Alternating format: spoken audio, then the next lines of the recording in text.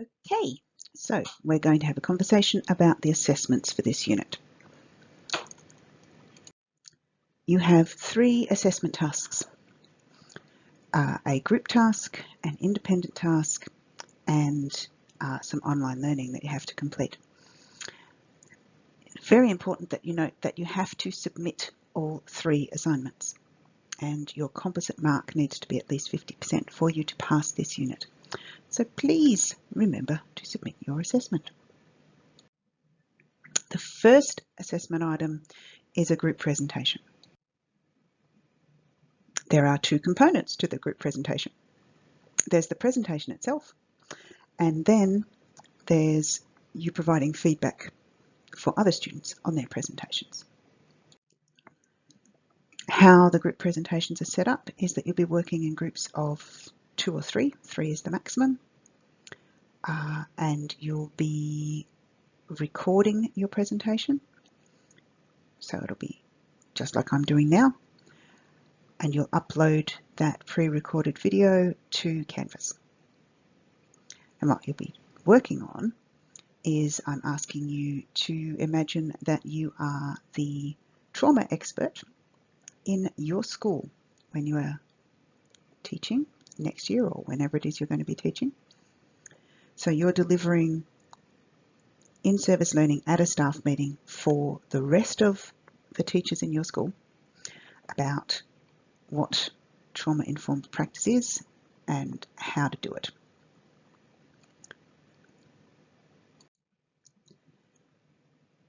In terms of allocation of time, I have allocated time in weeks 2 and 3 for you to start work on this task.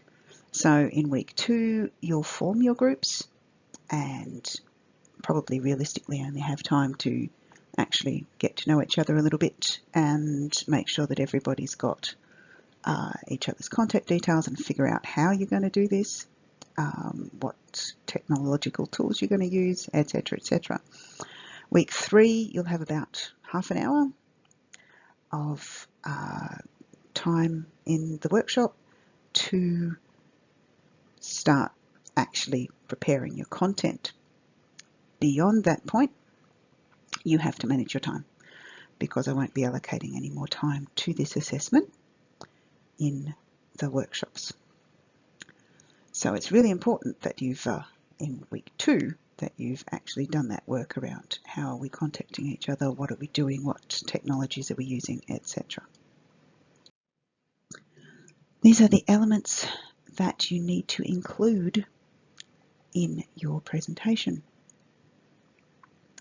And please do note the point about the time. So you need to a rationale, what you're trying to teach and why you're doing it.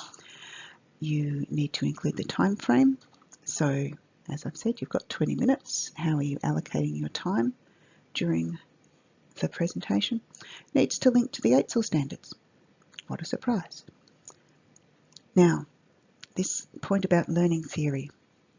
Throughout the tutorials, I will be highlighting the various learning theories that we are using. So that's me demonstrating and modelling to you the types of learning theories that you could be drawing from.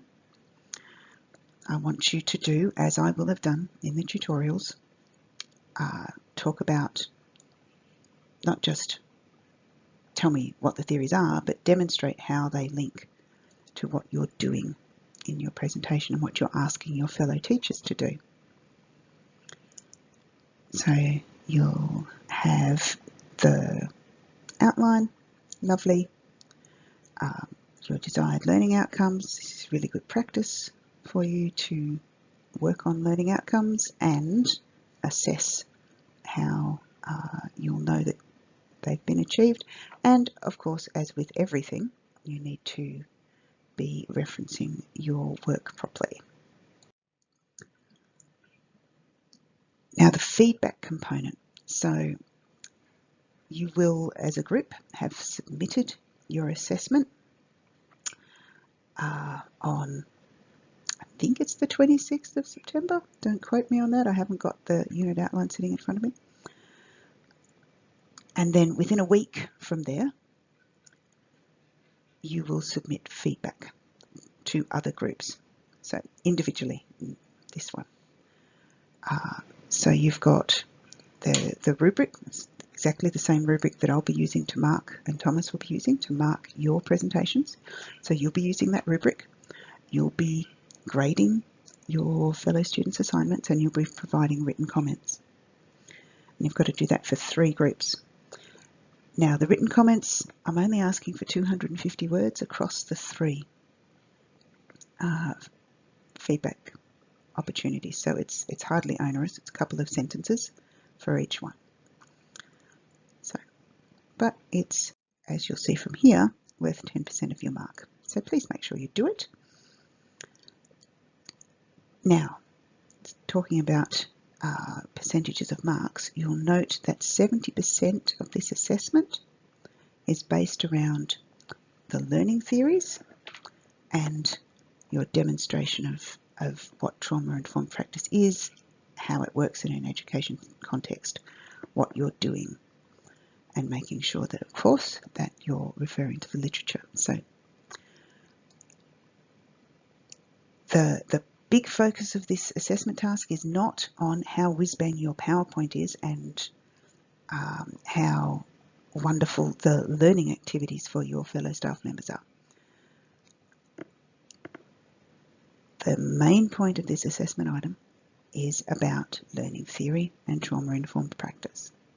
So concentrate your time and effort in that space.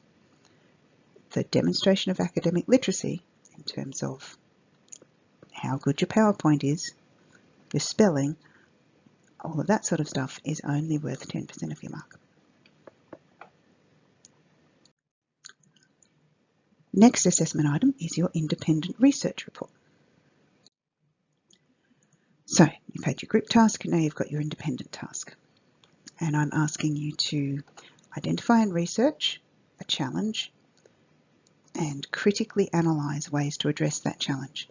Now hang on to that term, critical analysis. So this task, I'm asking you for about 2,000 words, plus or minus 10%, so 1,800 to 2,200 is the range there. The challenges you can choose from, unsurprisingly, are the challenges that we will be studying after week 3 for the rest of the semester. So choose one of those challenges. You also need to choose a specific school location. Now, why have I done that? Because the challenges around gender and sexuality in a rural primary school are very different to the challenges around cultural diversity in a large secondary school in Western Sydney, where you've got a huge range of languages being spoken in the school. So that specific setting influences how the challenges present and influences what type of response you're going to have to it. And again, so the marking criteria. So you'll note that 70% of this task is about the critical analysis and the application of your reading and research. So the explanation of the challenge, what are the challenges around cultural diversity in a secondary school in Western Sydney, that's only worth 20% of your mark. That section of your paper should not take more than 20% of the word limit. So 20% of 2,000, 10% of 2,000 is 200, 20% is 400. So your literature review should be no more than 400 words long. 70%, 1,400 words, should be the critical analysis. Now, so critical analysis is more than just analysis. If you're just analysing, you're just saying, these are the challenges. This is the challenge. These are the strategies. A critical analysis is evaluating the strategies. You're providing me with an evidence-based opinion as to which strategies are valuable in that context and which strategies are not. So that's a very important point. So make sure that your analysis is critical. Obviously, this means that you're going to be using first person, and because this is a report, you're allowed to use headings. Don't forget that your in-text references and your reference list do not count in your word limit.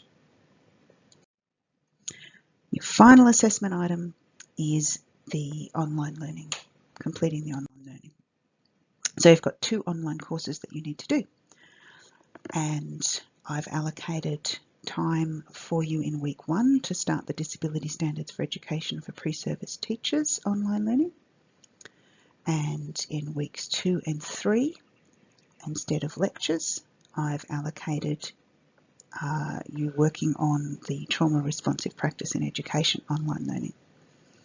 Now, Trauma Responsive Practice, that course costs $33, so when you enrol in it, you'll need to have a way of paying for that.